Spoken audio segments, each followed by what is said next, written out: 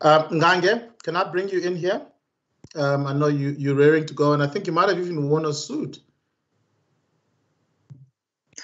Yes, I did. I think it's appropriate for the occasion. Thanks, Tando. Greetings to everyone, especially sorry, Ngange, sorry. Ngange was supposed to speak together with Umonde. Umonde was worried about how Itswele and the onion would get to him and the condition. I think Monde's not alone. I think all of us maybe put up a better brave face than what it is. I think it's still quite raw for a lot of us.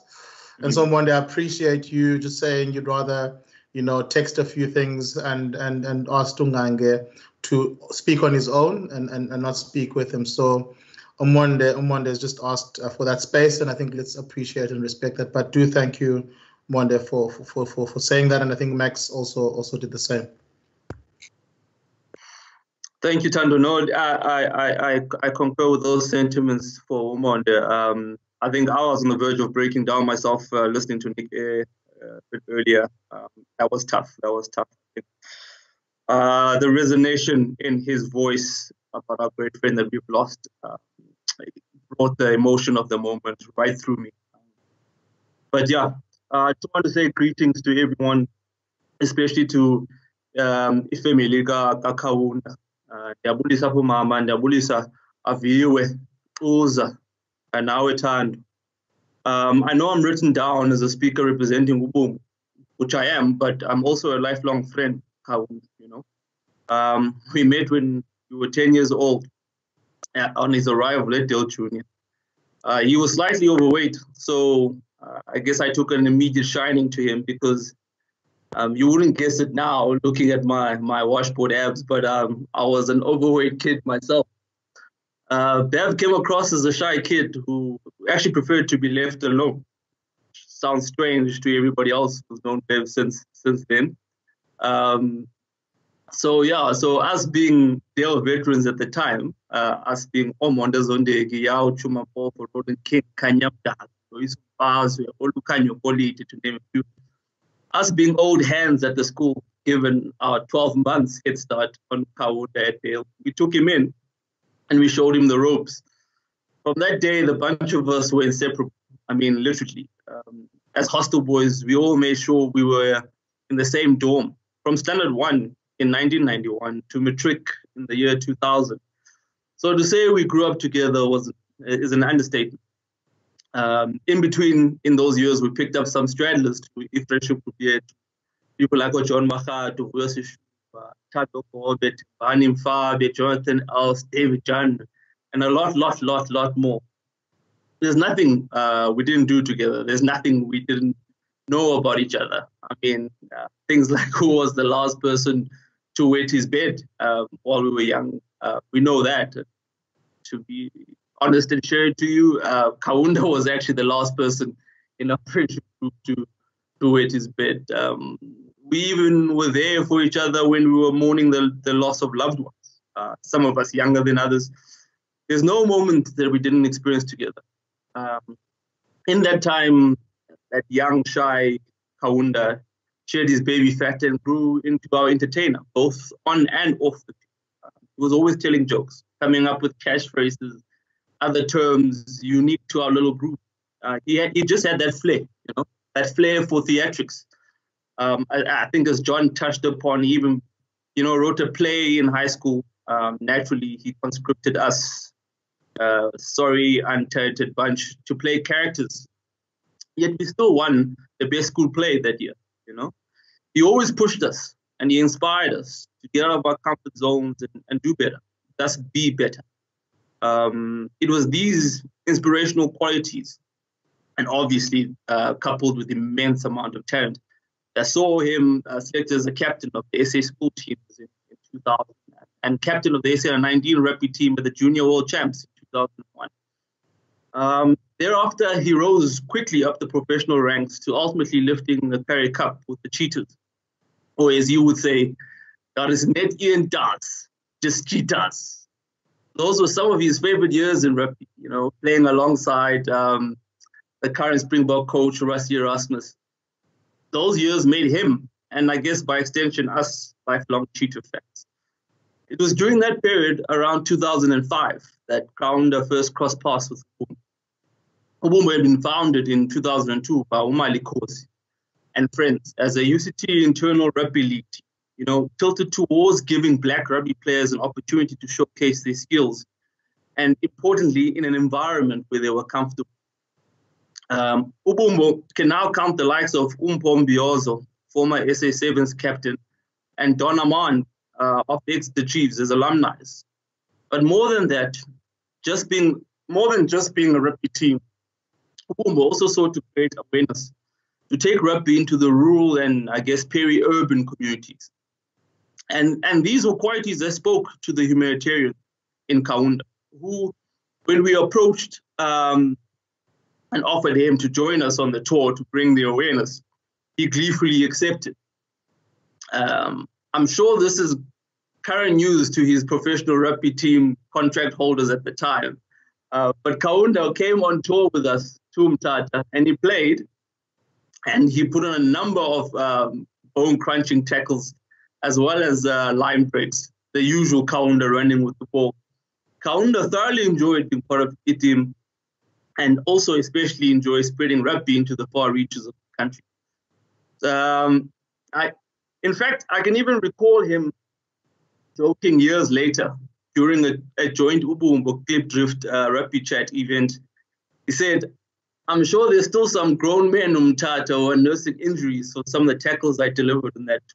So he enjoyed the rugby game itself. But I think it was the message that resonated with him.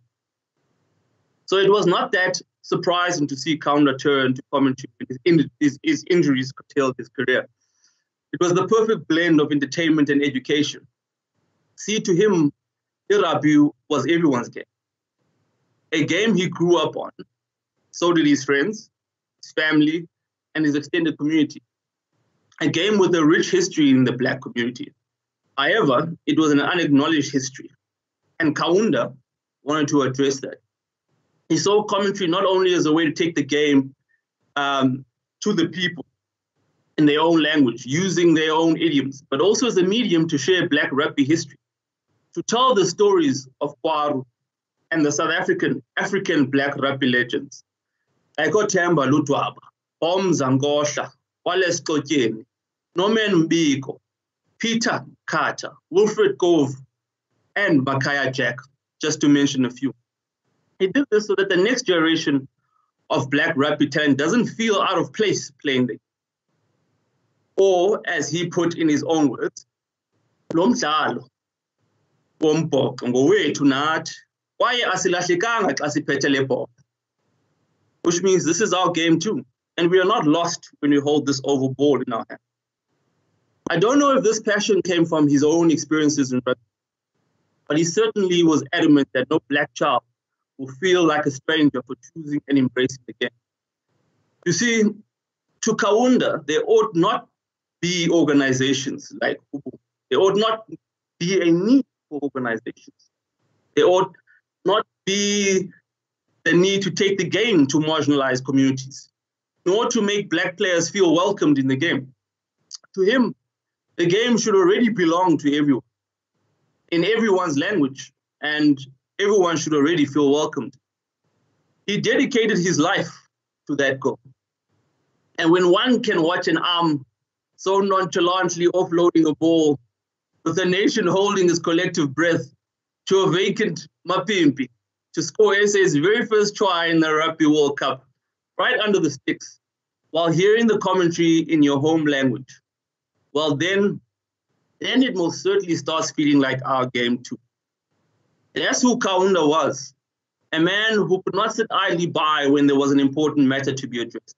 He stood up, and he made this country more inclusive, and all the better for it.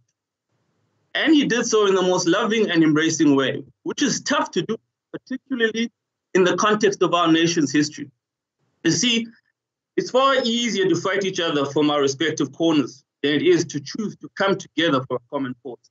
Kaunda knew that, and he chose the latter route. Love and unity was Kaunda's way.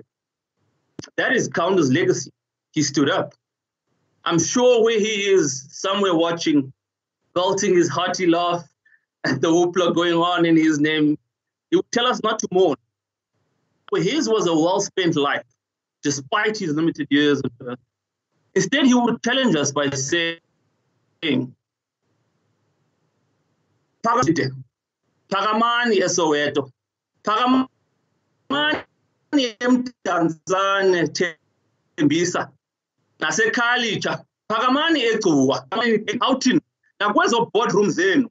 Phakamani nimele abantu abahluphekileyo. Phakamani apho nibona ucalucalulo phakathi kwentlanga. Phakamani apho nibona ukungalingani babantu. Lowo umyalezo uZizi asishiye nawo. Ngaloo mazwi amajaha athi hamba Kaunda Ntunja. Umele umzi ontsundu. Goduka Jamakazi J. Siyabulela isizwe. Dala ngoxolo zize lihle. Izamo uyizamile uGatso ulufezi. Thuma makaKhaunda viwe and Kaunda's daughters sitting there. Condolences to the family. Kodwa sikhona kwaye sizazisondeza kuni kakhulu ukuya phambili. Ngaloo mazwi ndithi hamba kakuhle ntombi yam. You have been a leader. You have been a light. One day we will keep shining forward. Enkosi. Hey. Masibulele Ndabasa. Sibulele Jwa. Ngaloo mazwi. I think indeed Kaunda is up there laughing at us, or down there laughing at us, looking at us monkeys splashing. Two monkeys splashing in the ocean. But I think you left out one piece, please, man. Can you just share with us the one monumental mistake he made in his life, entering a competition called Mr. Dale? Oh no, Tado. I think that story is better left told by you. Yeah, they are adults in this place. I'd rather not. All right. No, thanks, Ngange, for giving us that perspective. I think one of the key things about that tour, which Tata from a Ubungo perspective, was that it really hit home. I think a lot of us at the time, maybe not now, in white-dominated environments, let's be honest. And I think for a lot of people who grow up in those kind of schools, it hits home when you get to varsity, when you leave school. But we were able to connect ourselves and say, listen, we grew up in the 90s, and it didn't matter. So why when you come to UCT, should you now be relegated to wing, if you're black? And I think we just felt we wanted to create our own home. It wasn't political at the time. It was just about being able to play fly-off if you wanted to, because, Uvij was allowed to play fly-off in high school, was he? Maybe not. Okay. But the point is, when we got to that tour in Mthatha, and Kaunda came and joined us, other people who joined us, in that kind of style. We call them the Expendables. Omwali Soul, MK, who was at PE at the time, Major Man, and a few other guys, from Queens, etc. The one thing that was actually quite important is that, in the UCT kind of environment, we were the black team at UCT, Boombo, and we just played with it. Okay, of course, we had Dan Watson, who also sent a video, and a few other guys playing with us. Or Vince, and you mentioned that, or Donaman, and a few guys. But for me, in the UCT environment, you were too black to be white, if I may be frank. But when you get to Mthatha, you are too white to be black, you coconut. And I think, that kind of experience, to share it with Kaunda and to just, afterwards have a few orange juices now, and reflect on the need actually that we need to have. I mean, the one thing he said to me is, we need to do this a lot more, and play in the black tournament. It was the Luum Chizanga tournament. And knowing, going right back in high school, I didn't make the border A team. I made the C team, academy team, they called it, the B team, whatever. Along with Oprah Rudy, who didn't come on tour, but that's a story for another day. No one looked up to playing for the B team. Everyone wanted to make the border A, and of course we had Kaunda, who had already made the team and captain, so I didn't have a chance because I was 8th man. He was flank. But the point really is, and that's not really why I made it. I wasn't good enough. But the point is that he's the only guy who called me straight after that. To him and another guy called Utemba Nyagakia, who was from Epofolo, and wanted me to go play for the team. The Heritage Tour Mtata. For him, it was an eye-opener.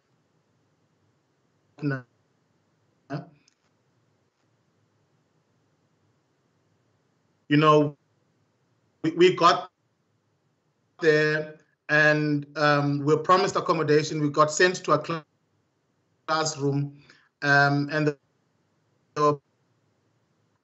thanks to Kaun and a few of the expendables. But the point it was